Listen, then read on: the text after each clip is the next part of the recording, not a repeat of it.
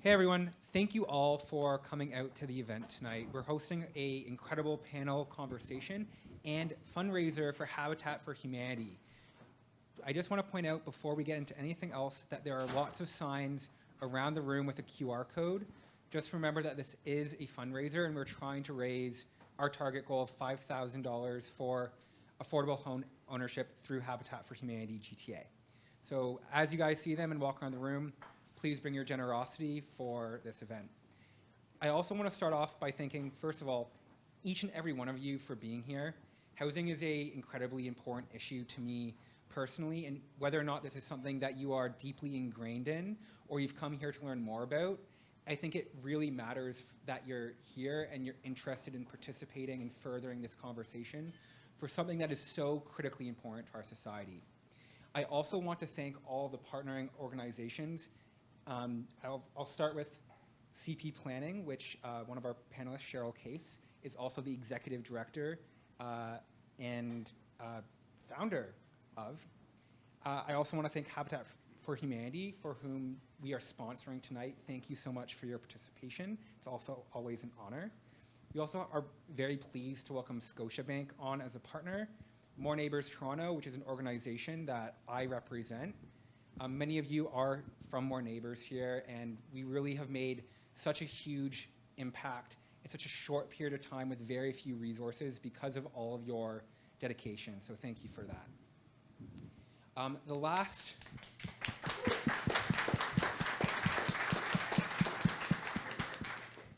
thank you I want to make is for IntelliWare. Chris, thank you for both being a mentor and also for having the social conscience to host an event like this. I really do think it's incredible. So please, for IntelliWare, thanks.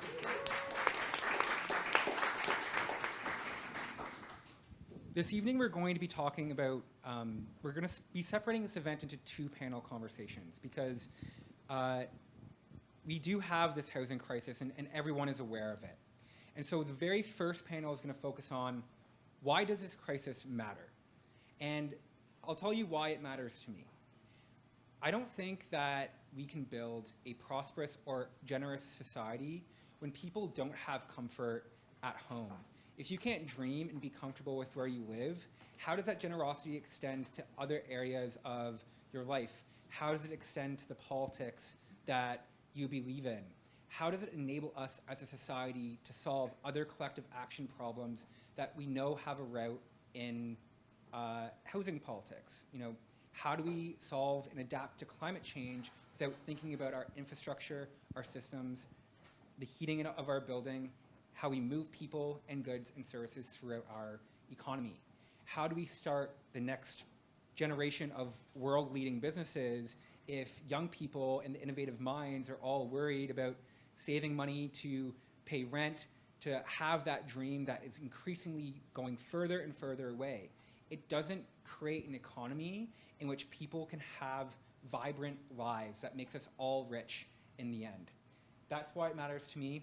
You're going to hear a lot about why it matters to so many others in our society today on the panel.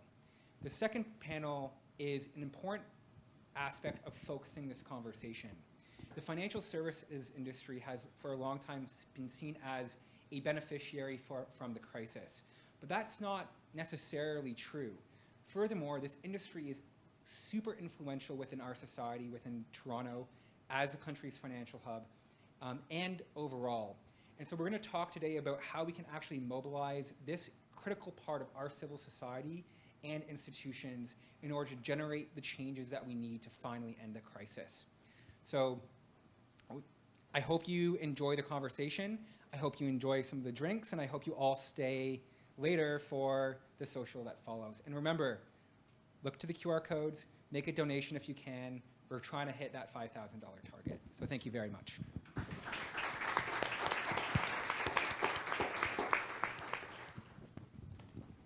Okay, over to me, I guess. Hi, I'm Chris. I'm the president at IntelliWare. I'm going to be your panel moderator. I watched some Jerry Springer videos, so I think I know how this works. You guys are for affordable housing, and you guys are against affordable housing, okay? So see if you can remember that. When I graduated 20 years ago, it took me about a weekend to find a place to live. It was really quick. What took me much longer was finding a mattress that I liked. So for me, the housing crisis was a mattress crisis. But it's not like that anymore. Having hired hundreds of people over the years, many of them starting their careers in their 20s, just the ratio between what we are able to pay people and what housing costs has just climbed and climbed and climbed. So we are indeed in a housing crisis. So it's a pleasure for us to be able to support Eric, More Neighbours, Habitat for Humanity, and everybody who's here to have this important discussion and engagement. Okay? You guys ready to start? All right, let's do it. I got some tricky questions here. Well, welcome. I have a chair, but I don't think I'm going to use it. So maybe could each of you just introduce yourself very briefly and then answer the same question that Eric asked, which was, why does the housing crisis matter to you? Who would like to start? Yeah, I'll start. So hi, everybody. My name is Cheryl Case. I'm the founder and executive director, as it says above. SP Planning, sorry. And so is that good enough for an introduction? Yeah, no, that's perfect. Okay, great. So why am I passionate about addressing the housing crisis? I'd say for myself, my story really begins at a very early age. So I grew up in a lower income neighborhood, and in that neighborhood we had snack program, which is where for the children who went to school and didn't have enough to eat, they had food that was just distributed across the classrooms. And so I was one of the kids who volunteered to hand out food. So I've always had an interest in serving others. And so throughout, and this is kind of like a note towards food security, like this is, matters that are as important as housing. And so being able to be involved in that social program through in my young age, I was able to develop and honor and find value in that part of myself. And in my final year of my high school, I had a choice between, you have your little book, what do you want to do? And I saw that the role of the urban planner sits in the intersection of government, of the private sector, and of the nonprofit sector. And these are all the key folks who shape our neighborhoods and shape our communities. So I wasn't actually going into the space to talk about housing. At the time, my neighbor was an elderly man, and I was like, I love my neighbor. I want to get into urban planning to address gerontology matters and then the environment. But then I started to learn more about the housing crisis because I was a sheltered kid in terms of my parents owned property. I never thought about being housing insecure myself. But as I learned more about the housing crisis, on the way to university, I would take the 45 bus down Kipling, and I would see single detached bungalows being torn down and turned into two-story single-family houses. And I found that really interesting. I had a final assignment in my final semester of my final year, and that was to pick a problem and find a solution to that problem. And it was really interesting that we had these expensive houses being redeveloped as more expensive, while at the same time, in my personal experience, the high school I went to was closing classrooms every year.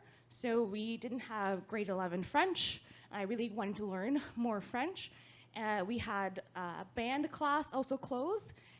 And so why is it that we have a housing crisis, we have depopulating neighborhoods, but we also have expensive housing becoming more expensive? So I researched this topic, and I'm a very strategic person. I'm not gonna spend my time and waste it. So in my final semester, in the final assignment, I put a lot of effort into making it as valuable as I could, and I actually put it out into the public, this finding from this research that found that over 2/3 of the city's population was either losing population or stagnant for since about 1960 or 1980, right? And that got me a lot of attention. And so that's kind of like how I got into this space, because it was really fascinating for me for, being in my graduating year to see the impact I'm able to have in the policy discussion, like research being published in China and there. So that transformed from me just having a care to have to help others, but also a care to know that I have a role to play in leading conversations, not just in participating in them. So that's kind of like why I care about housing. It really comes from that foundational part of just wanting to be in service of others, and then understanding that I have then something to offer in terms of bringing attention to these matters that are otherwise being unaddressed. Yeah, thank you, Cheryl. Ian? First of all, thank you so much, Intelliware and More Neighbours Toronto for choosing Habitat as a focal point for this conversation tonight.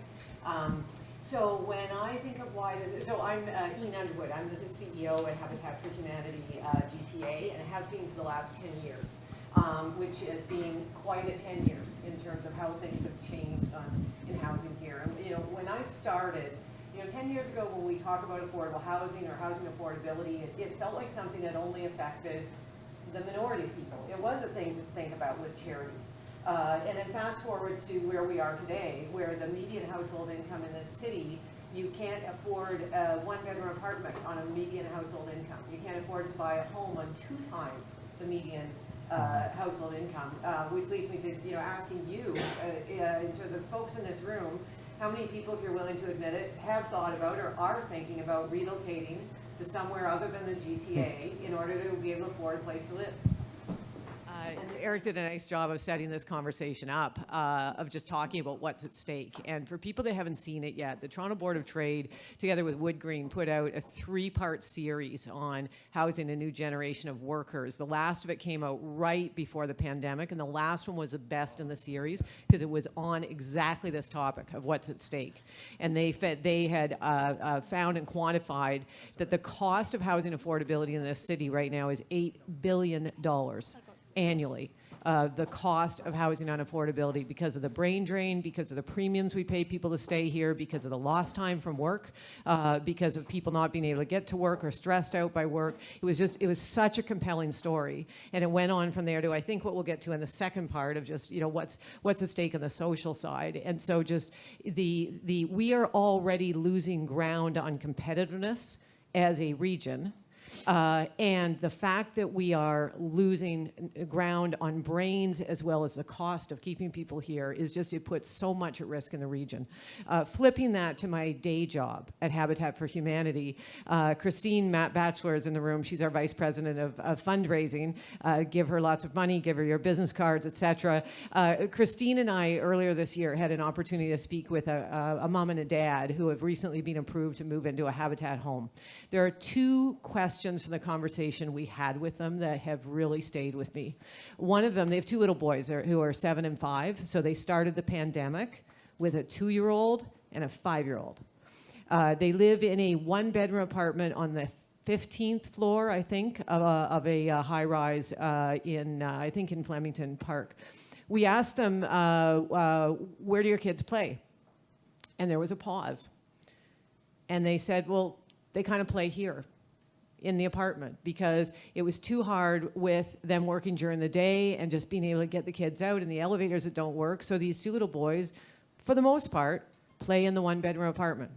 Christine asked them a bit later, we talked lots about the kids and what they were looking forward to when they have their new home with Habitat. But then Christine asked them, we've talked a lot about your children, but what are your plans for yourself? Like, what are you looking forward to? What do you dream about? And again, there was a pause. And they said, we actually haven't given that a lot of thought. We are so busy just trying to make every day work that it's not clear to us what our dreams are, what we want for ourselves. And I contrast that with so many Habitat families we've talked to after they move in, right? Parents who have gone back, gotten post-secondary degrees, parents who have got multiple promotions in the 2 or 3 years after. Housing is constraining people. It constrains us as a city from realizing our potential. It constrains people from realizing their full potential. Thank you, Ian. So Sabrina, let's hear from you. Maybe if you could introduce yourself. Understands Of course. And then what your biggest fears are in terms of the housing crisis and the impact it might have. So many fears. Hi, I'm Sabrina Maddow. I'm a political columnist at the National Post. And why I care about housing is, I would say, twofold. First of all, it's personal for me. As a millennial, I've witnessed the housing crisis get worse and worse for years, from when I first graduated university to being one of those that had to stay at home and live with their parents, because even then, entry-level salaries were so divorced from rental prices in Toronto and the GTA. I continue to rent. Now, my fiance and I, although we both have good professional jobs and incomes, the prospect of affording a house is, it can't happen unless a parent dies or someone wins the lottery. and waiting on death or the lottery isn't a plan, right? On top of that, we last moved to a new rental during the downward trend of rental prices during the pandemic. And now if we wanted to move again, we look at listings, and for the same sort of place, it would be literally double the price. I mean, you feel stuck and frustrated. And my friends who have managed to get into home ownership, it often does come from inheritance. And they're often moving, they say drive until you qualify, but that's farther and farther away now. So I've also seen how it tears apart communities and social fabrics. Professionally, I was probably, I think, one of the first columnists to really write about the housing crisis, and that's probably simply because there aren't that many young people in media, so people didn't realize it was happening. At first, when I pitched it to my editors, they're like, really, prove it, send us more stats, and then they've come back a few years later to be, well, we guess you were right about the whole housing thing. But when I cover politics, I cover a variety of issues, and housing, to me, is a foundational issue that affects everything that's going wrong in Canadian society, whether it's transit, revitalizing downtown cores, whether it's innovation, whether it's mental health. It connects to everything, and we're not going to fix those issues until we fix housing. And the other thing that I think is really important to talk about is the housing crisis didn't just happen. We talk about lottery-like gains, but that doesn't mean this was random. It's because of a series of policy choices that were made over decades and that are continued to be made by politicians. And until we recognize that we can make different choices, unfortunately, nothing major is going to change. Yeah, thank you. So this is a little off script, but I want to ask you a follow-up question, which is, since the housing crisis has been sort of steadily worsening for probably 15 years, right? What needs to be different in order for us to actually turn things around? I don't know who wants to take that question first, but let's talk about solutions, because we talked a lot about despair. So let's talk about solutions. Well, I'll start, and there's a lot behind that one. And on the 15 years, it was up until just about the turn of the century, housing prices and incomes moved at generally the same rate. There were a couple kind of big rises, a couple big drops, but generally in Canada, housing prices moved at the same rate. And so we've now had 23 years of where they've just totally become uncoupled, leading us to the situation we have today. And so the answers are so multifold. The good news is everyone's talking about housing. That's a good thing. I think everyone has seen over the last 18 months, we're also talking a lot more about housing supply. Housing supply is part of this issue. We are 7th in the G7 countries of how many homes we have per capita. We would have to double the number of affordable housing units in order to be at average of OECD countries. So we have a big housing supply problem. How do we just build more homes? And we were talking about this before. A lot of that does relate to just planning processes and policies. And so there's a whole lot of work in the culture of how we approve things. But at the risk of kind of, I think, taking too much time, a lot of this is on us.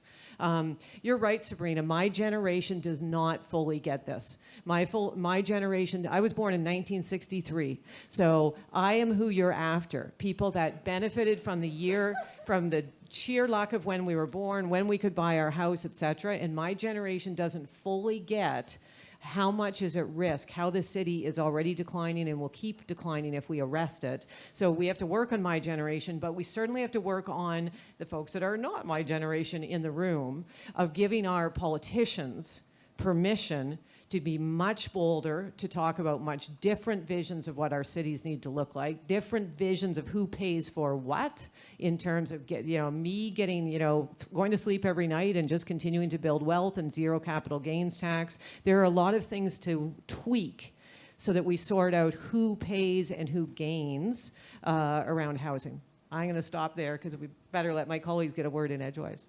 No, I think there are lots of people smiling in the audience. Like, Let's blame your generation. 1963? That's not true. Everybody did that math. Okay, Cheryl or Sabrina, what do you think? Where are we going to find solutions?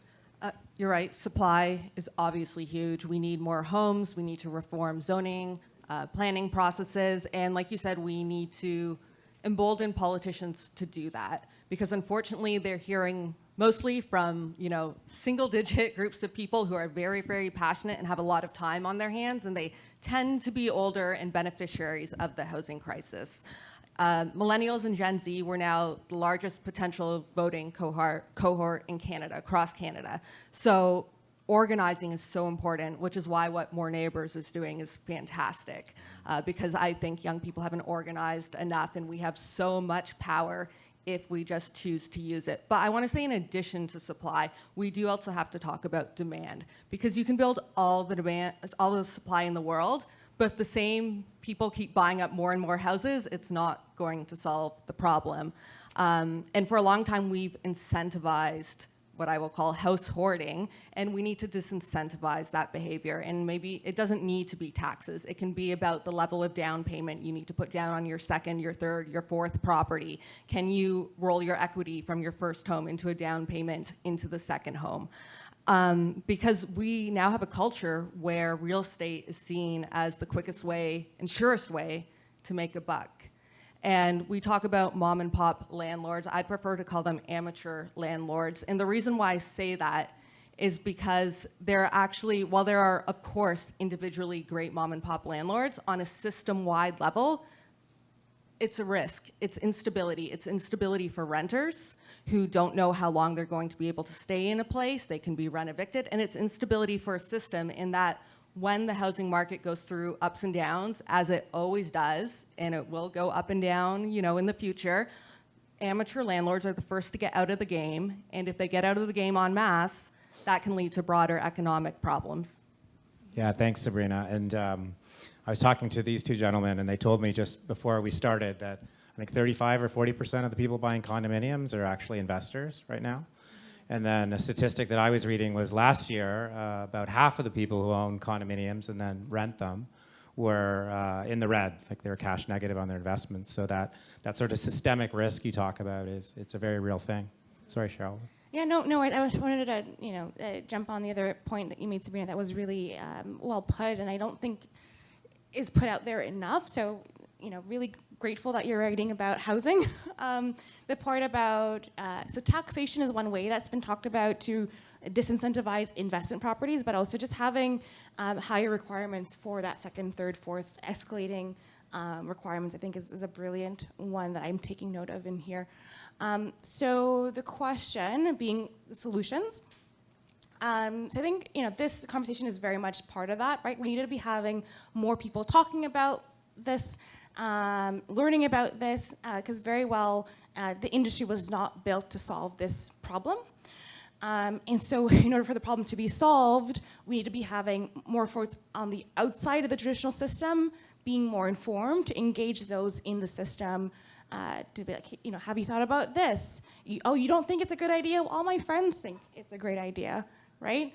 And this is something that is very integral to the way that city planning works.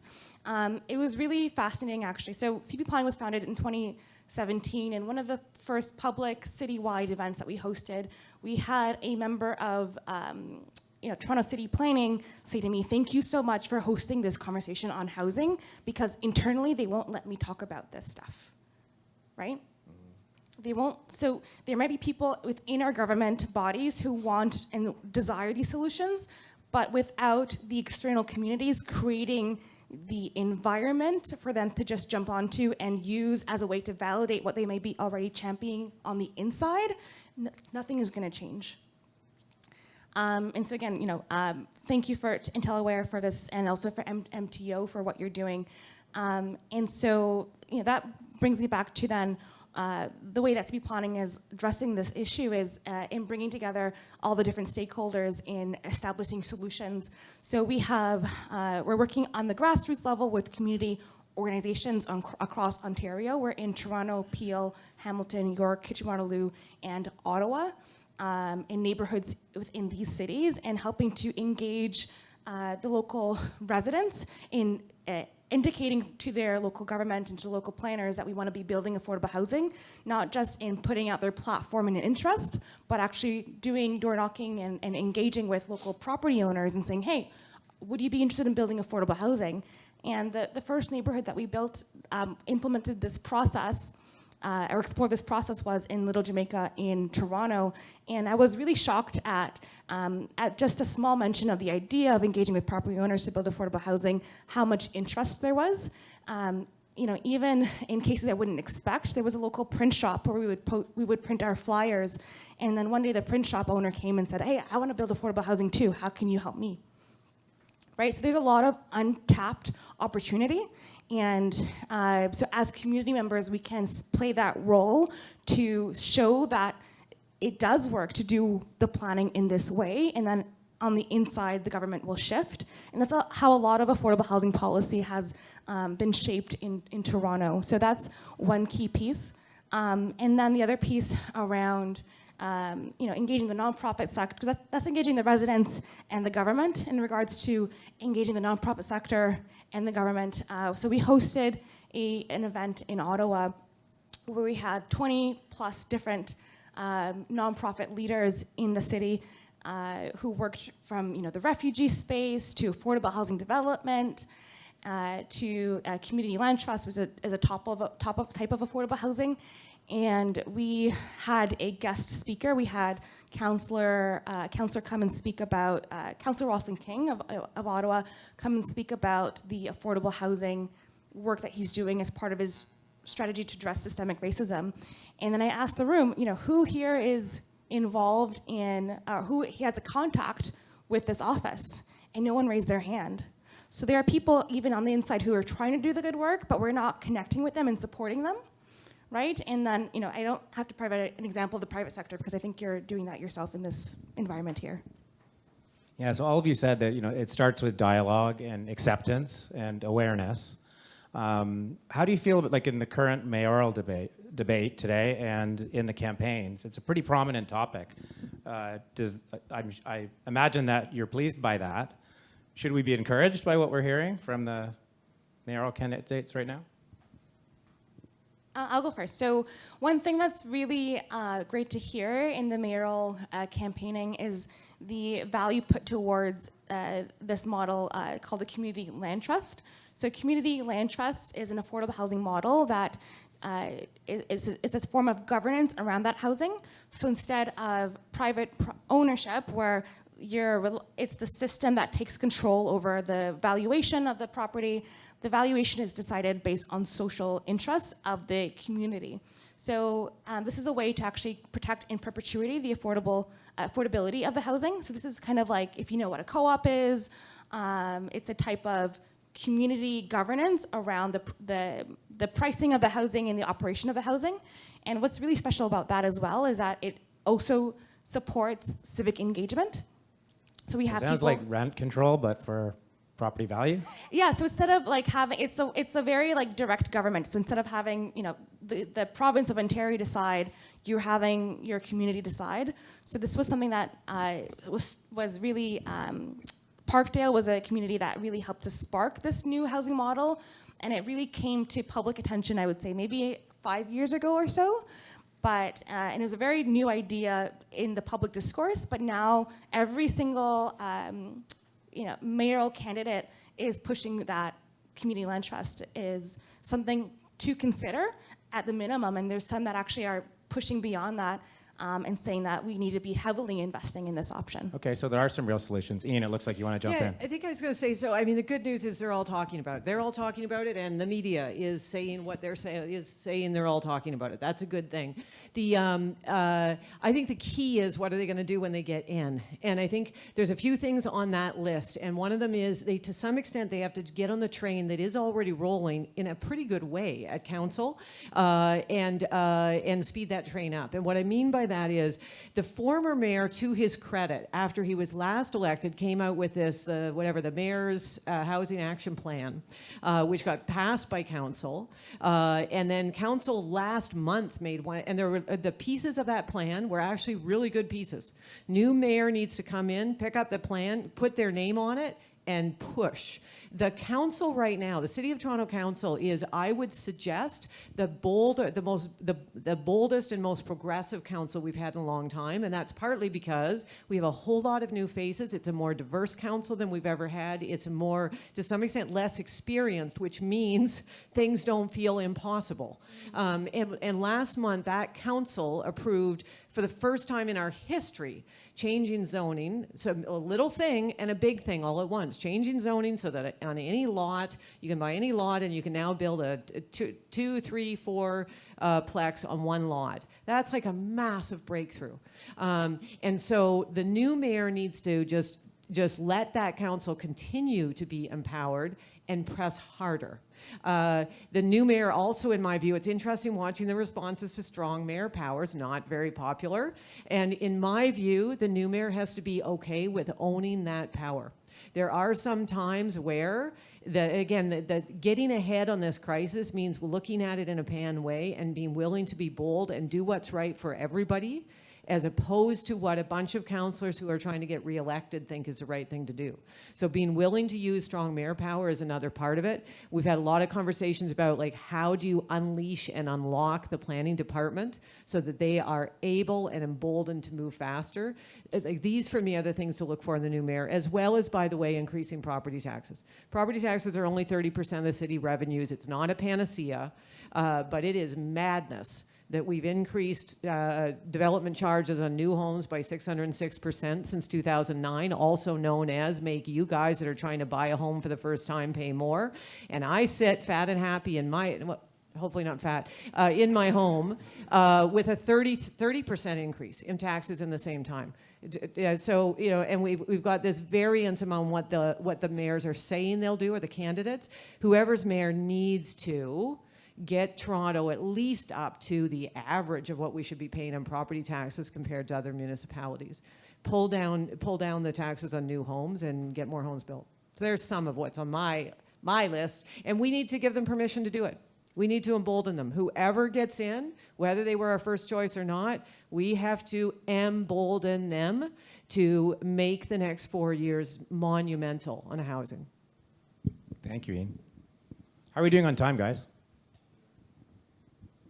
I bet we're over. If Sabrina wants to answer that question, she is absolutely welcome to, and we can wrap up after that. Well, yes, so please, Sabrina. But I was also going to just see if anybody in the audience had a question they were just burning to ask. So maybe we'll let Sabrina respond, and then if anybody would like to ask a question, Eric, you can pick a lucky person from the pro-affordable housing side.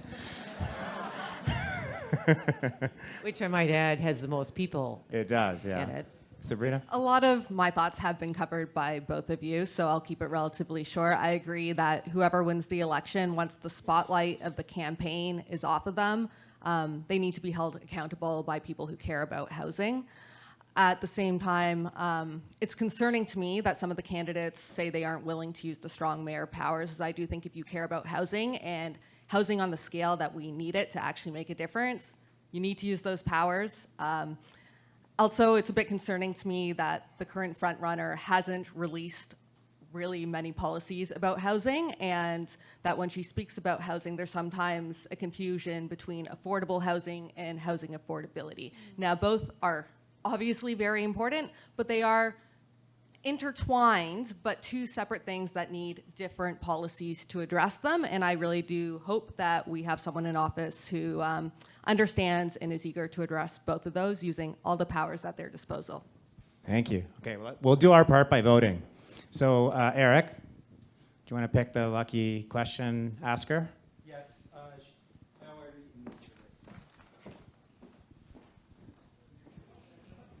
Great. Hi, I'm Maria. I don't know. Okay, great. I'm Maria, and my question is for Sabrina. You mentioned that young people can do a little bit more to organize and to push for things. In my circle, that seems to be happening, but what more do you think we can do on a larger scale? I think that people who are very engaged, and everyone in this room is obviously engaged or you wouldn't be here, is doing a great job. But it's about, I think, getting those people who turn up on election day and vote and then kind of forget about politics for the next 3 or 4 years or however long it is until the next election, right? I think that we need to get more creative and innovative. I would love to see greater use of social media, digital media, letter writing campaigns. Even, I know that sounds like so archaic, but actually that sort of thing matters to politicians, to the point that even if they get like a few dozen emails, they start to panic because that's a really high rate of participation. So I think just trying to organize, and also in a way that, you know, not everyone's going to be a housing nerd, not everyone's going to be a politics nerd. So how do we communicate about this issue and attract people to action in a way that appeals to, you know, broader circles? Thank you. So I think we're going to take a short break. So if you have a question and you'd like to ask one of the panelists, then feel free to approach them. You've been warned. And then we'll resume with the second panel conversation. Sound good, Eric? Perfect. All right. Thank you. And thank you. Hey everyone, we're gonna get started with our second panel for the evening, which is centered on how can the finance industry better engage with both politics and policy in order to facilitate more solutions to the housing crisis. Before we dive in, I do just want to remind everyone that we are running a fundraiser for Habitat for Humanity. There are QR codes around the room. If you can, please donate and help us reach our target for the evening. Now, just to do a quick round of introductions for our panelists, we have Peter Johnson, who's joining us as a Director of Sustainable Finance at Scotiabank. We also have John Urin from BMO, and he's also the Managing Director of Sustainable Finance there. We have Brett House, who's joining us as a Professor of Professional Practice at Columbia Business School. Brett was also the Deputy Chief Economist at Scotiabank from 2016 until 2022. And then finally, Stephanie Bowman is joining us as well. She's the MPP for Don Valley West. She was a former board member at the Bank of Canada, partner at EY, and once again, an executive at Scotiabank of all places. And so she brings both the finance background and the political background to this conversation. So hope you guys enjoy. Thank you very much, and I'm going to hand it back over to Chris. Thank you, Eric. All right. So if there's one thing I learned from watching Netflix documentaries, it's that most of the world's problems are caused by bankers. And we've got two bankers. I think one of them's reformed, kind of now, and we've got a politician. So you can decide about that. But anyway, I'm just kidding, guys. We love you. So our first question is going to be the same as it was for the last panel. Is what is your perspective, each of you, on why the housing crisis matters? Who'd like to start? Everyone's looking at me. I'll start. Yeah, okay. everybody's looking at Stephanie. Go for it. Okay. Well, thank you, Chris. It's great to be here, and thank you, Eric, for helping to get this organized tonight. So why does this matter to me? Well, first of all, one of the reasons I got into politics in the first place in terms of the local reason is that in my riding, Don Valley West, there's something going through it called the Eglinton Crosstown, and there's a lot of development going on there. And I was actually quite upset when the Ford government canceled the Midtown and Focus plan, which I thought was a well-developed plan by the city with input from lots of stakeholders to build housing across the Eglinton line to take advantage of the LRT, which of course is a good thing. But I really didn't like that they canceled that plan, and basically now we have no plan. And so we have a lot of development going on, which is good in some ways, because of course we need more supply, and we'll talk more about that.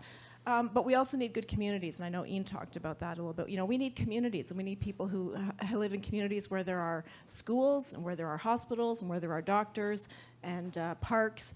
And so housing has to be part of our broader social fabric, right? It's a big part of it. And so I want to make sure that we develop and build really good communities and maintain that in our great city of Toronto. So that's why I think it's important.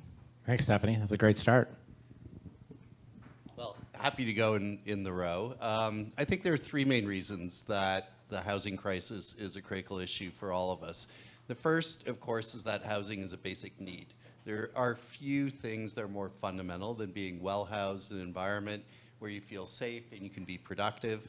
And that segue on productivity, I think, is essential because, as Mike Moffat has detailed incredibly well, we are losing young people, we are losing skilled people, we are losing people with kids or intergenerational families from Toronto because they cannot find affordable housing. That is a deeply problematic thing for the economic future of Toronto as a driver for the region and for the country.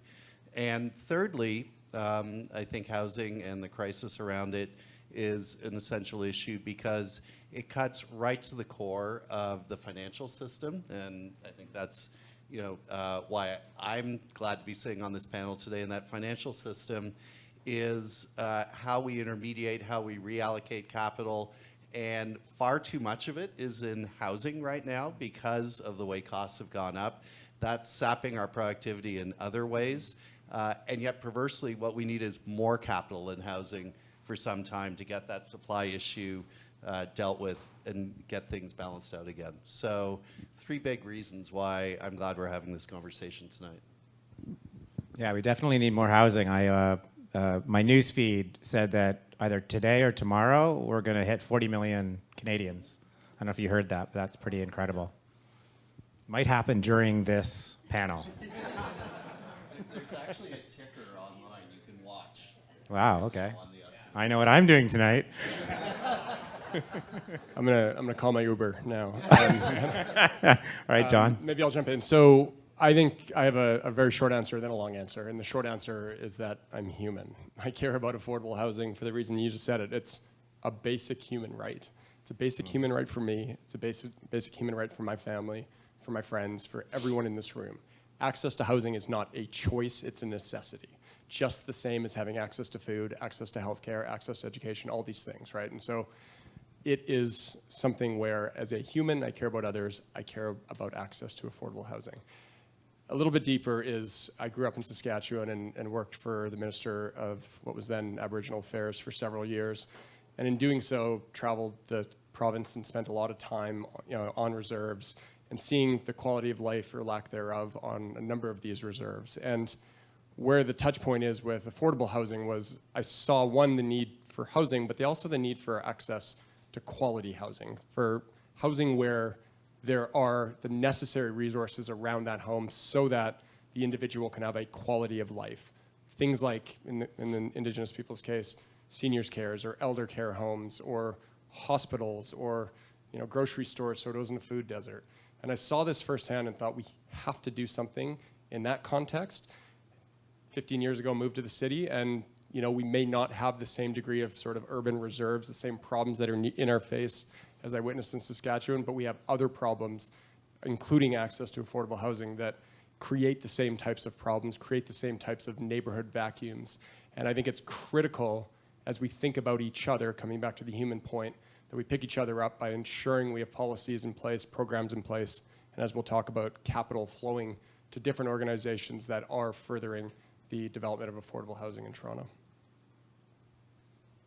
Thank you, John. And to round it out, I have a personal and a professional interest in this topic. First, coming from the personal side, I'm a citizen. We're all citizens of the GTAH and Ontario and Canada, and we definitely need to be able to address this as a society. Second of all is, over the past 3 years, I have become the parent of one of those disillusioned millennials who is now still living at home. And you raise the children, they finish high school, you send them off, or you don't send them off, they go to college, they stay at home because of COVID, and they finish college, they don't get to graduate because there were no graduation ceremonies, so they take that away from it, and they get a decent paying starting job, and at 22 years old, they're already resolved to say, I am never going to be able to afford a house. I can't even afford rent. And even if I get together with a group of friends, I'm still not going to be able to afford it. So do I stay here? Do I leave? Do I go to another part of the country? And then you start to look around and say, well, is it my son? Is it that, maybe he's the odd person out? And no, it is all of his friends. It's the ones he went to high school with. It's the ones he went to college with. Of his cohort of friends, only one has coupled, and they've moved into an apartment, and they're putting their nickels together, and they're able to cover the rent. And that's it. All the rest of them are still living with their parents. So we have that generational and societal problem, and that's just one generation, you know? I'm not too far from Ian's age, and same thing, you know, we finished school and you could afford with a job to find a rent not too far away from where you were working from. We have lost that in just one generation. So we need to be able to reclaim that and rebuild it. And then the other very quick piece to this is, you know, John and I work in this ESG, the sustainability, environmental, and social governance topic. One concept that we'll explore in just a few minutes is that if we put as much effort into trying to think about the climate change issue, and we put some emphasis into the S issue around affordable housing and one of the social issues, we could really do an awful lot by looking at capital flows, and we'll talk about that in just a moment. Thank you. You know, all four of you have a finance background, but each of your answers was quite different, which I think speaks to just the breadth of this problem. So yeah, thank you. So this next question is really hard-hitting, and you were so sincere in your answers to the first question. It almost feels unfair. If this is Eric's question, I'm just, I'm the good guy. No, but some would say that FS has gained from the housing crisis as property values have gone up and the mortgage business is a big business for the Canadian banks. Is that a fair characterization? Oh, that's Jerry Springer. You did it. I'm going to say I don't think it is a fair characterization. I think that the financial institutions, like every other type of organization that directly or indirectly touches housing, we're all negatively impacted and affected. You know, we've had just 4 very, very quick cross sections. Everyone in this room is going to have a story and is impacted and affected. So I don't think anyone, banks, otherwise financial institutions, are beneficiaries of a housing crisis.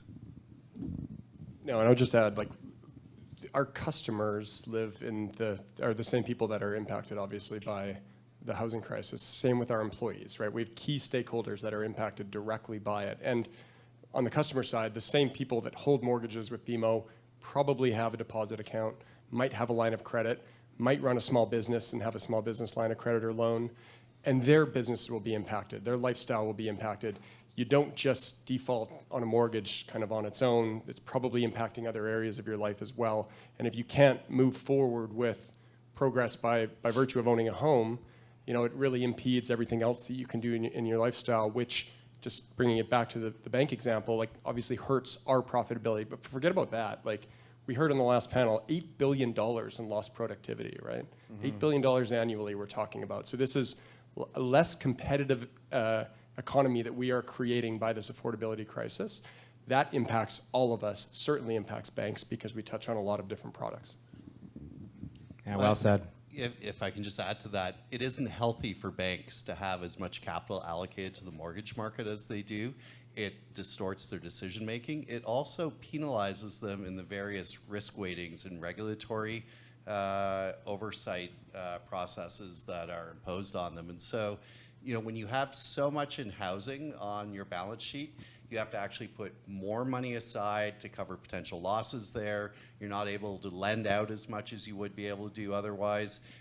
And that's ultimately growth inhibiting for the entire country, but it's actually return inhibiting for the bank itself too, because quite rightly, regulation binds their hands a bit more to compensate for that imbalance in the way their balance sheet is put together. So it would be healthier and actually better for the banks if the mortgage market weren't as big for them as it is.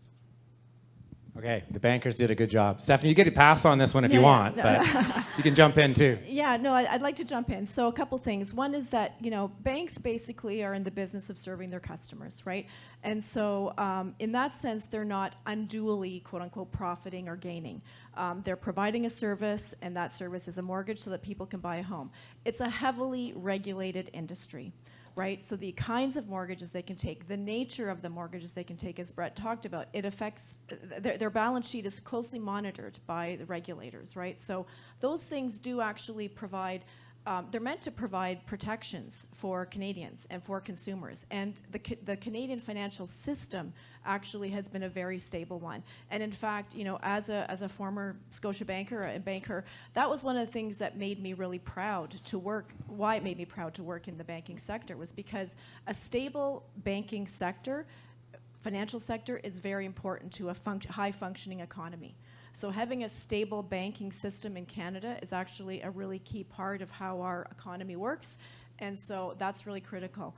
But I would say that banks, I think, really, they have benefited from low interest rates and the fact that people aren't defaulting on their mortgages, right? So that's a good thing, and that's also a good thing for consumers. But to Brett's point, obviously the mortgage sector, the housing sector is a very big part of the economy in Canada. It's, I don't want to say it's overweighted, but it's a potentially overweight. I'll leave that to the economists to decide. So in that sense, the banks are flowing with the economy, right? They are providing a service because there is demand, and low interest rates, which again we can talk about more, that has of course fueled and stimulated the capacity and ability for people to buy homes, to be leveraged, and of course there's lots of talk about, you know, the leverage, the amount of debt that we're holding as Canadians. So stable banks actually benefit all of us. We didn't have a housing crisis here in Canada like they did in the US, and that was also partly because they overbuilt. They had more homes being built than there were new homes, new households forming. But my point is that regulation is good, banks are regulated, and so in that sense they are not unduly, I guess, benefiting from the housing crisis. So Eric, what I think the panelists and I are trying to say is that no, it's not a fair character. But as a business owner, as a business leader, I think it really does come down to growth, right? Like our business here at IntelliWare, we would love to have people work downtown, live downtown, be part of the community, be part of the culture, but increasingly they can't afford to. And you know, the case that I really don't like is when we're competing for talent and they take a job in the US, but they don't move to the US, right? They take the job in the US because it pays more, because that's the only way that they can move out. And then that economic productivity is just getting exported. So it really does come down to, I think, growth, as the panel is saying, and how we've just got too much capital locked up in our housing inventory. Okay, so next question. What is the role of industry in the public sector in responding to the crisis? So maybe for the bankers, you can talk about the financial services industry. What types of things should the financial services industry be doing to assist? And then maybe, Stephanie, you can talk about from a government perspective. So I think for us, like BMO made a $12 billion commitment to mobilize towards affordable housing by 2030. We're 2 years in, we mobilized $2.6 billion in 2 years. But really what that is, when we're talking about mobilizing affordable housing and finance for affordable, it's really the supply side here. It's really incenting the development of housing units, a lot of them multifamily, so a lot of condo, big, large developments that meet CMHC's criteria for affordable housing in Canada, which is 20% of the units have to be at or below 30% of the median household income. So we're really focused on that as a bank, and maybe this would have been a good segue in the first question around, does the bank profit from a housing crisis? We don't. In fact, we're pushing very much in the other direction to really try and get our entire banking team focused on financing these types of developments and properties. But I do think the financial sector can also get more creative, right? Like, there are ways, for instance, we work alongside the United Way of Greater Toronto on what's called ILEO, which is the Inclusive Local Economic Opportunity Project, which is a massive project going on now. It's 5 years old as we're at as of 2023, and it's in the greater Golden Mile in Scarborough, and it's effectively building a massive neighborhood of what's going to be affordable rental units alongside a lot of infrastructure as well. And what's interesting about ILEO is that it's not simply us sitting down with United Way or sitting down with a developer. There's 10 developers involved. Or sitting down with a single investor. There's 20 investors involved across pension funds, insurance cos, asset managers. Or sitting down with the city and saying, city, this is your problem. We're trying to bring in all of the impacted stakeholders and essentially trying to create an opportunity where everyone has skin in the game. So we're trying to say, hey, city, give us preferential zoning, or loosen up the zoning requirements, or speed the approvals for new developments. Hey, tax collector, is there a way that we can incentivize tax deferrals or different tax payments for this inclusive neighborhood we're building? Developer, will you, at a minimum meet the requisite CMHC definitions of affordable housing, or go deeper with affordability, or lock it in for 30 plus years at a minimum? And then on the financial institution side, since we're co-leading with the United Way, we're very much invested in this to say we will do whatever it takes to make it a success. The key here, I think, is getting investors on board, though. And Peter mentioned this in his opening comments. So I'm not going to say investors have been off the hook, but large pension funds in Canada who happen to manage money on behalf of teachers, municipal employees, healthcare workers, et cetera, they're silent. They're noticeably silent as it relates to investing in, like at scale, in affordable housing developments. They invest in real estate, they invest in commercial real estate. They don't always invest in this as almost as a separate asset class. So part of what we're doing with ILEO, and I know Scotia and BMO are both doing this, is really trying to engage with investors to say, put your money where your mouth is. These are your beneficiaries that stand to benefit from increased access to affordable housing. These are your employees, your fund beneficiaries. But also, you need to be driving capital towards these type of developments because you're the biggest investors in Canada.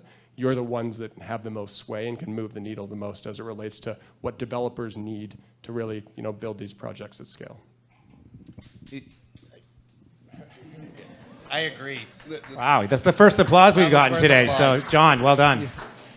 I'd love to build on that and speak to the nexus between the financial sector and policy to say that in this discussion, it's quite often the case that people decry the financialization of housing.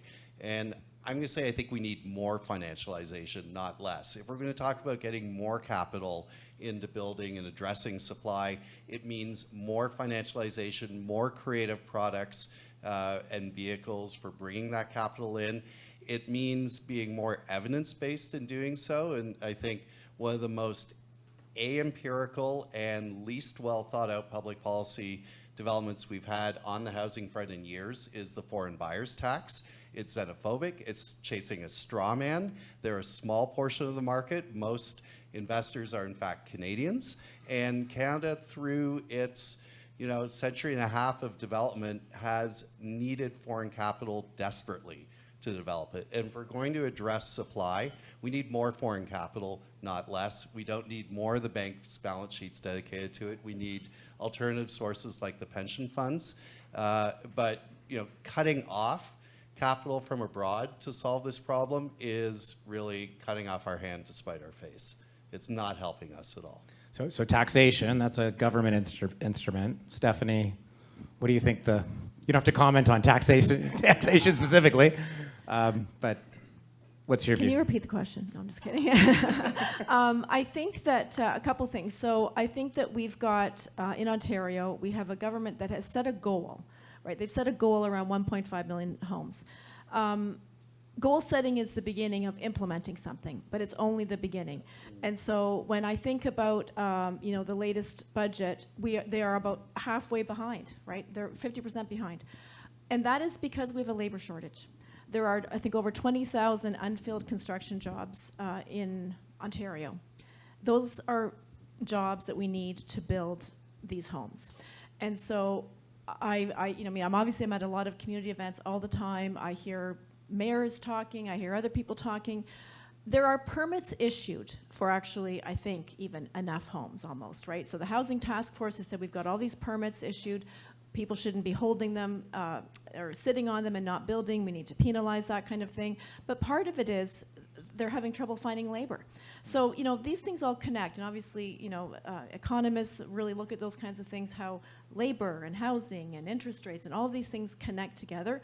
And I think we need, governments need to do a better job of looking at how those things connect.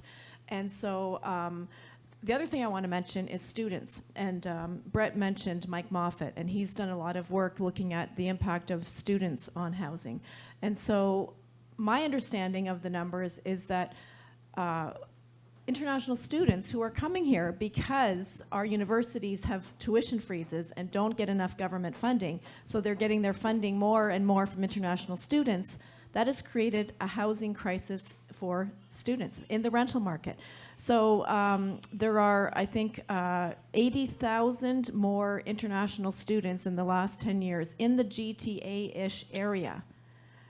20,000 only more domestic students in the college system. So we have, that is contributing to our rental crisis.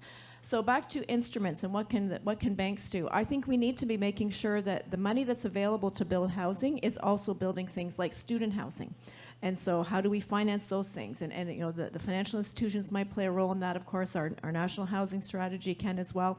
Students aren't even listed on that list of the top 10 priority groups in the national housing strategy. Young people are, but I don't think they really just mean students. So we need to take a, I guess what I'm saying is that government needs to do a better job of looking at the intersectionality of all of these factors to make sure that they then have a plan to meet their goals. Yeah, very good. Just wanted to build on one other concept that I think the financial services sector can do, and one thing that we've been doing at Scotiabank is a convening ability. We have the ability to bring interested parties and stakeholders that want to look for solutions together. We have an affordable housing conference that we put on once a year. We just had our second one in January of this year.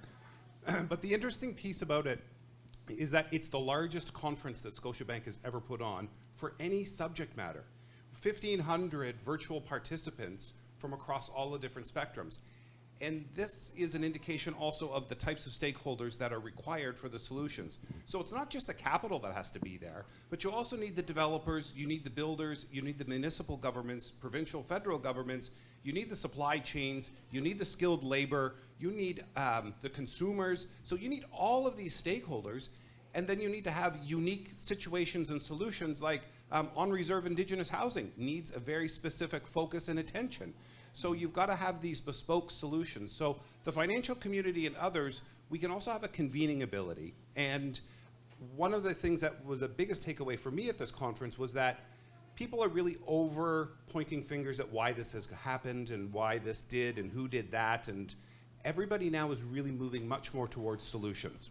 And building on the capital markets idea, there's some wonderful examples from Finland and the Netherlands that we could look at within Canada to be able to utilize our capital markets and support from various levels of government. Our federal government issues a $5 billion green bond.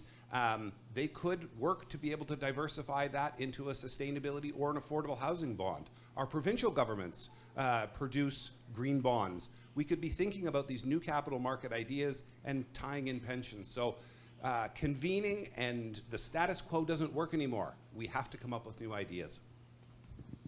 Thanks. There was a lot there, guys. That's good. You know, you talked about this green bond concept.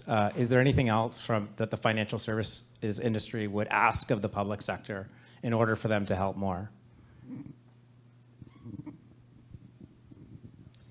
Other than to not charge taxes to foreigners. Well, I mean, I think another thing that the situation begs for is more competition in the banking industry. I think we need to open up not just to individual sources of foreign capital, but financial institutions from abroad that are going to bring not only additional pools of capital to this purpose, but also new ways of doing business and models that they've implemented abroad. So I think the coziness and the tightness of the Canadian financial industry has been useful for stability, but this is a real instance where it may be letting us down because it's not as innovative in terms of product as it could be. It's already overextended in housing. We need new players in the market. Yeah, and I think a lot about like P3s, so like public-private partnerships, right? Like we're really good at building highways north of the city as a P3. Wonderful. Why can't we partner as between the public and the private sectors to build affordable housing en masse? Like create an economic model where the returns look very similar to the social bond concept that Peter was talking about. So sort of repeatable coupon type returns on a fixed income bond. And then, but also be financing, you know, projects that are doing this at scale and bringing in the private sector, almost with on the Bank of Canada's credit or the Province of Ontario or City of Toronto's credit, to actually, you know, allow for that development to happen seamlessly. So I think that the private and the public sector haven't worked together very well. To the convening point, that is, part of our role is to think about these different ways to drive great economic outcomes, but we do need government, the public sector on side as well as we think about these projects. Is there anything we can point to that's gotten in the way of that happening? Like if it's not happening, is there a reason we can identify? I don't. Sorry, Stephanie. I don't mean to point to short-termism from politicians, but sometimes it's the same reason that it takes a long time to get major transit projects, Eglinton Crosstown, to get certain things finalized and approved and whatever. Sometimes it just takes, it's a longer term horizon than a 4-year that we were talking about earlier with mayoral candidates. So, but that's not the issue, right? There's always ways to solve these things. And so the question then comes down to then what's the right structure and who, you always need these different incentives built into a product to get the right people. And this is what I was talking about earlier with Ilio, is what is the incentive for the different parties? Where are their pain points? To me, a lot of it does come back to the municipal politics and municipal zoning around ensuring that these can have preferential access or preferential treatment from a zoning perspective so that the developments are being built quickly and in the places where they are most needed. We talked about the community land trust example in Parkdale earlier. That was something that was community built up. Why can't we do that, in neighborhoods where it's most necessary right now, whether it's the private or public sector that are leaning into that? But I do think there's a definite role for the city to really be speeding up the way that they're approving different zoning regulations. Yeah, I think finance can only go so far on this, because unless the planning and approval process is accelerated, made more effective and more comprehensive, more money in whatever structure is just going to push prices up higher. And unfortunately, a lot of the federal policy has been focused simply on doing that by making it cheaper to borrow rather than making it easier to build. And so, making finance more available is one piece of this, but unless it's met by something like as-of-right zoning and a comprehensive planning process that gets done once and then is in place for 5-10 years and then allows development to go ahead relatively quickly, whatever we do on the finance side will be interesting and creative, but it will just push prices up without making housing affordable or increasing affordability. Chris, can I just add? I would really love, the Housing Task Force talked about getting all the players in a room. Certainly in my business career, I did a lot of that. Innovation is actually really hard work, right? And Chris and I have talked about this before too. It takes all the players working together, and you actually can accelerate it when you do that. And so I would love to see government, planners, urban planners, the city, provincial governments, the banks, get together in a room and take a specific project and think about how they could do it differently, right? And get a pass on some of the rules, call it a pilot, call it a trial balloon, whatever phrase you want to say. Let's just see if we can find some ways to do this better and faster, to have more impact and remove some of these barriers, because we know that there are these barriers, and I know the More Neighbours Toronto folks they've shared some stories with me about specific cases where, somebody wanted to they wanted to make a donation and build a new affordable home for disadvantaged people in Scarborough, but the permits, you needed to have parking, you needed to have an elevator, you needed this. And he said, these people don't need that. They're bringing their stuff home in shopping carts. They were living out of shopping carts. They just need a roof over their head, and I want to do it. And so the project ended up not getting done. So there's a perfect example where if we had all the right players in a room, said, this is what we're trying to do. What do we need to do it? So let's try some innovative and creative things like that. Sounds great. Very action-oriented and concrete. So I'm going to ask the whole panel, is there a question that you wished I had asked you that I didn't, or something you'd like to say to the group? And then I'm going to ask the audience, is there a question that you wished I had asked them that I didn't, or that you'd like to ask them? I'm not sure we'll get to all of you. Isabel's already got her hand up at the back. But we're going to start with the panel. So is there anything you guys would like to say that, or can we go right to the audience? It's up to you. We've talked a lot. Let's go to the audience. Go to the audience? All right. They're a feisty bunch. Okay, I promised Isabel she could ask a question. Go ahead. Okay, we have a problem when you're talking about affordable housing, because affordable housing is unaffordable to seniors that are relying on their CPP or OAS or gains. Right now they've just been an increase in they've spoken about, but for the last while they haven't been able to afford affordable housing. Low-income families can't afford affordable housing. Minimum wage earners can't afford affordable housing. ODSP clients can't afford affordable housing. OW clients can't afford affordable housing. So what do you call what it really is? It's middle class housing for the middle class. That are too chicken to demand higher wages, so they don't have to ask for housing. Okay, because you're not benefiting the people that need it. Yeah, so I think that. I never heard anybody talk about separation torture, about changing the building code so that buildings are soundproof between floors and soundproof on the outside walls, not necessarily towards the hall or towards the tenants on the side in case somebody needs to yell for help. These are the real issues. People are complaining about not getting sleep. I went through it twice with sleep deprivation torture. I've been to the housing tribunal twice with one average market rent building at 10 Teasdale Place. It didn't do much good. I got into Toronto housing after fucking hell to get in Toronto. I waited 20 years to get in. So maybe let's start with your first point. The question is, why are you not telling people to demand higher wages? Yeah. So what I heard from you is that. When the middle class won't Yeah. demand higher wages, it hurts the lower classes. Right. So for the panel, do you see the same distinction? Like people who are really in poverty or on the margins, like their ability to afford housing, that's different than perhaps your son or daughter who has a good paying job and still can't afford housing. Are the solutions the same for each of those two demographies? Those are very real problems, and I think that they were touched upon in the previous panel in the difference between affordable housing and attainable housing. And those are two very different topics. Can you go to Home Depot and ask them to show you where the affordable housing building section is, or the affordable housing section is? Because there isn't. Because things cost what they cost. So the only way you're talking about affordable and this and that, really what you're talking about is giving more money to developers to offset the cost of the rent. So this is not really a solution. This is a Band-Aid. Okay, well, go ahead.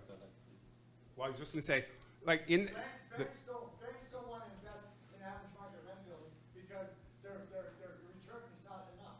And we already know this. Yeah, but I think let's let the panel talk to you. I think you made a very good distinction a moment ago, Peter, between obtainable housing and affordable housing. Just in terms of the distinction between those two problems, is there anything else you'd like to say before you move on to the next question? Well, I mean, I think you've pointed out yourself that average rent housing is in no way tied to any of those social support programs, minimum wage. And so, we're really talking about different. All Canadians constitutionally, and we wouldn't have this mess. I'm sorry, just let the panelists answer, please. Yeah, there's such a big set of things there. Let's look at what we mean by affordable housing. Clearly, there are multiple ways of defining affordable. Average market rent is not affordable for anyone who's on those support programs. So I think what you would need to do to ensure that they're housed, that has to be something that's written into zoning, written into permitting. I'm sorry, Isabel. This isn't a debate. You asked your question. The panel's answering. Okay, well, I think we're going to move on if that's okay. Any other questions? Chris, right? Oh, well, you're very polite. Chewy, go ahead, Chewy. So, just from what John said earlier, about how the problem's not actually the bankers, the problem's the pension plans. I'm kind of curious, would you actually say the problem's the pension plans, and why? How could you maybe incentivize them to change how they're behaving? Because it does lend more into the perception that Ian mentioned in the first half about how people who have owned property, who have been established, don't care about this problem because they've already they're taken care of, and they're the people who the pension plans are responsible to. If I can just clarify, we are part of the problem. And I hope I'm okay in saying that to my Scotia colleagues, but I'm by no means saying that we have this right as a provider of capital. We aren't doing it effectively. We wouldn't be in the crisis we were now if we did the sober second look on every financing we provided and said, hold on a second, this does not meet a minimum social outcome. We're not doing that. Okay, so for sure banks are part of this. Okay, my comment around investors wasn't that this is solely an investor problem either. I was just pointing out that large-scale investors, the pension funds, just for this point, they're largely silent around commitments and things. And I think Stephanie made a comment. The commitments are simply that. They're just something, a goal, effectively, and then the rubber hits the road. And is BMO actually hitting its $12 billion target? Are we actually mobilizing capital in a way that creates an outcome? And so setting a goal is one thing. I think it's more around, for investors, it's understanding both the opportunity, because this isn't just about a loss-leading financing. You don't invest just to lose money. There's lower vacancy rates, there's less turnover, there's all kinds of benefits that come with an affordable housing development. So there's an opportunity there, but there's also a requirement as a Canadian pension fund in many cases to say, we are only as strong as the Canadian fabric. Yes, our beneficiaries are Canadians in the various sectors I alluded to, but I do think they have an important role to step up and say, on behalf of our beneficiaries, this is something that is a priority for us. We ought to invest in it. We still expect market returns, but that has to be part of the model as well with the other stakeholders I mentioned. So the municipal planners, the politicians and others, we need to bring everyone in so we can create the model where it becomes mutually beneficial for multiple parties, including investors. So the pension funds are our customers at Intelaware, and I think we're going to invite them the next time we do this. Okay, so I think we're going to take one more question. You've got, can you guys decide who's going to answer? Ask. Okay. I have the last question. That's okay. The standpoint of pension funds. What's really interesting about them is that actually union members don't necessarily have a vote or decision-making around how pensions invest. Right. So when we talk about pension funds and how they invest, it's important to distinguish that between the union members and the investment practices of the pension funds. So, Chris. Okay, fair point. Go ahead, Chris. You got the last question. I'm going to stand up to ask my question because I've been sitting too long. First of all, I just want to give a shout out to Cheryl. Join CP Planning's newsletter about all the exciting things we're doing. It's one of the best newsletters in terms of what nonprofits are doing to change the world. So join it. CP Planning is on Substack. It's a newsletter. Join it. Two quick things. My question, it's really specific, but there's a growing trend or opportunity with laneway housing, garden suites, zoning reform. But as a consumer of one of the banks, I'm not with Scotia, I'm not with BMO, I'm actually with CIBC, I apologize. My wife's with TD. Oh, we're going to get those guys here next time. I would love to see the banks promote more of these new opportunities for housing to either rent or buy for laneways and gardens. Like, I don't see enough specific current, these laneways, gardens, the missing middle, growing trend, or zoning reform, but I see all of your promotion in terms of mortgages to be very generic. So I was wondering if you could comment on that. And the second thing, this is a calm suggestion that you can take back. I never see the big banks provide any sort of written delegation, in-person delegation like More Neighbours Toronto does in terms of zoning reform. So that's a really practical way. I would love to see Scotia, I'd love to see BMO, when there's multiplex or other things before council, to actually on your letterhead to say, you know what, Scotiabank or BMO, this is great, do this, council. And so I think that's an opportunity for you to do a bit of a walking the talk on these very practical zoning matters. Maybe you've never done that before, but would highly recommend you take that back to your zoning team. But on my first question, I was wondering if you could comment on opportunities for your banks to actually inform consumers that these new housing products of laneways and maybe even co-ops do exist, and that's a way for people to get into the housing market. I'm going to go to your first part about the question about the appreciate the feedback and valid. I'm going to take it back. Thank you. That's a really, really good idea. Join her newsletter. And I will join the newsletter as well. Yeah.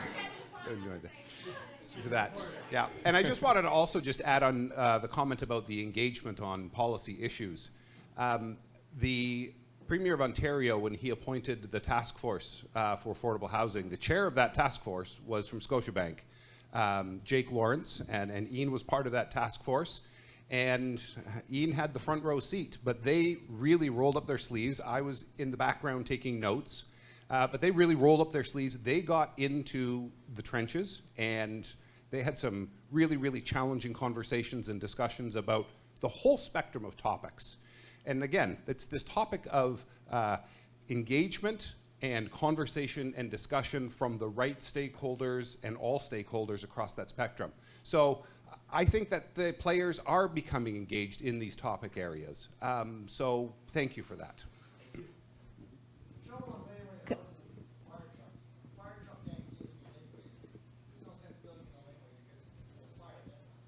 Yeah, that, sure. But Brett, go ahead. picking up on parts of your question, I mean, on mortgage products, finding new ways to collateralize, finding ways to do collateralization in pieces, to do it with multiple owners where they don't have to go to one of these startups to buy shares in a property, but can buy collectively in a joint and several fashion. There are a lot of ways in which risk and the amount of income needed or down payment needed could be reduced in order for people to get in. But again, it needs to be coupled to supply. Otherwise, all we're doing is pushing prices up further. And you know, on the communications front, I think Bay Street and the financial institutions still have a little way to go to converge on understanding a common sense of the problem. There's at least one bank chief economist who's still writing regularly that the problem isn't undersupply, that it's over demand. And that is getting the entire situation so backwards. Until that's addressed, getting a little more consensus on how they move forward might be tough. Last thing I would add, we just gave almost $1 million to a company called Home Space out of Calgary that's converting commercial real estate into deep affordable units. They've done it with over 2,000 units in Alberta. They're coming to Toronto now and are looking at properties as we speak. And so that is, from the innovation front, I think that's an interesting opportunity as we see vacant commercial real estate space. Okay, thank you. Thank you to the panelists. That concludes the second panel.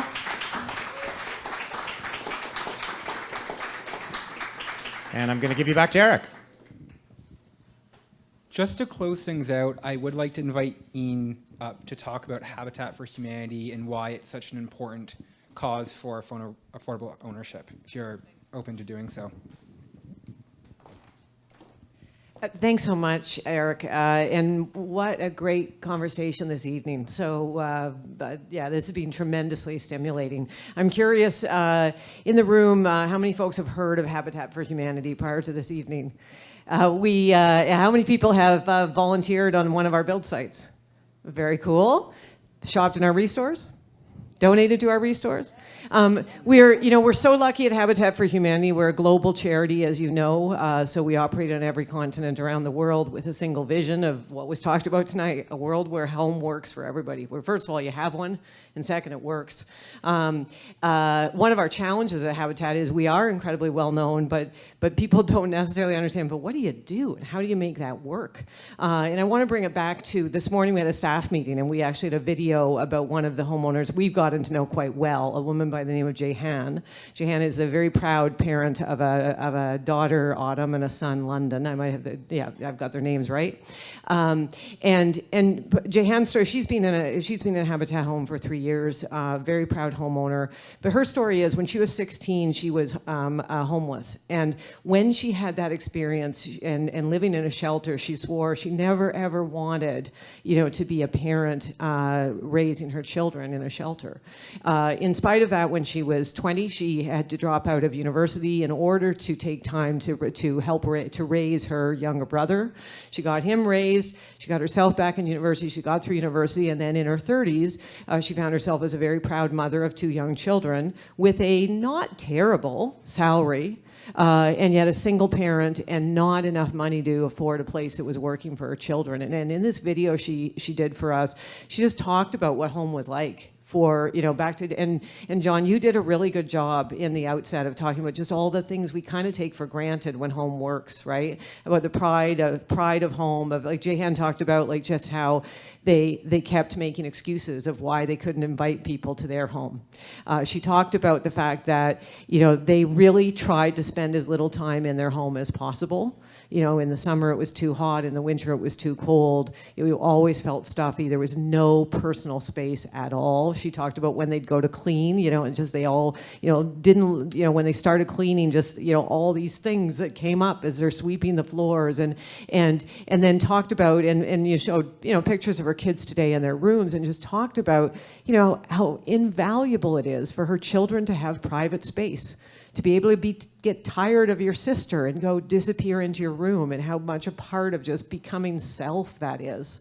And so, I mean, we're blessed to Habitat because we get to do this every day. We get to hear these stories every day in terms of how we make it work. So as I said, Jehan has a pretty decent job. And she was paying rent, but not for a place she could afford. And so basically what we do at Habitat is we work exclusively with families because we do want to help kids like London and Autumn. And what we do is we're enabling families to take what would otherwise be rent and turn that into equity. We used to do mortgages all on our own. We now actually do work with financial partners. And so what we are arranging is for these folks who become homeowners to take the money they're paying for rent anyway, to turn that into a mortgage. And so it means, and it doesn't have to have a down payment because, as many of you know, the families do 500 hours of volunteer time with us as their down payment. Their mortgage may be a $200,000 mortgage. It may be $175,000. It may be $250,000. It'll be based on their household income. And then the part, the why we're so pleased you've put us on the list, you know, how do we fill in the rest? Because it costs us a lot more than that to build these homes. And so it is where the government partnerships come in. We're now doing a lot with developer partnerships, where a lot of our homes aren't built just by us and you as volunteers, but we have worked with developers and municipalities to be able to access homes at less than market. But the secret sauce is the name on the list, like the secret sauce of how we fill in the gap between what the homeowner can do, what we can do with government work, with dealing with developers, et cetera, is you. And so, you know, we really appreciate that you've named us as your charity tonight. Thank you very much. And I think, you know, what I'd ask of each of you is, you know, if home works for you, you know, and or if part of the way you've been able to do well in life is through real estate, is through home, you know, then think about, okay, I can do $5. I can do $10. I can do $100. I can do whatever. And so I think it's just, I liked, Stephanie, when you said, like, there's a tangible idea. And the giving to Habitat, it does not fix this whole problem. But if you talk to Jehan, she will tell you that the people who chose to give to Habitat changed her life and changed her children's lives.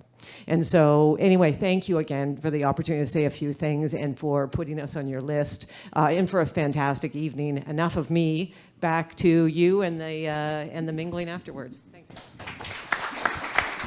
QR codes. I encourage everyone to make a donation if you can. We are still short of our goal, so please take a look at the QR codes. If you thought the conversation tonight added value, please make a donation and, you know, let's socialize and chat. Thanks, everyone.